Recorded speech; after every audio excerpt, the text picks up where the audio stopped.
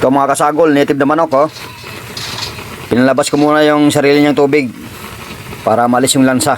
Ginisa ko muna tapos pinalabas ko yung sarili niyang tubig. Gagawin kong chicken curry. Kulang nga lang ng lamas. Gata lang tapos kunting lamas. Tapos lagyan ko ng curry powder para matawag na chicken curry. Alams na. Lutong pacham. Pachamba. Ayan na mga kasagol. Yung pangalawang gata yan.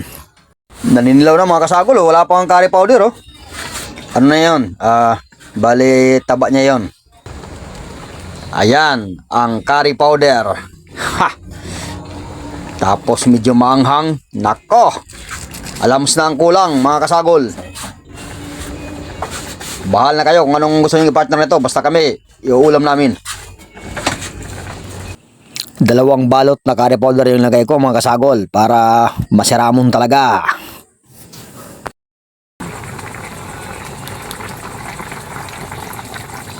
Ayan na mga kasagol, yung unang gata. Yun oh.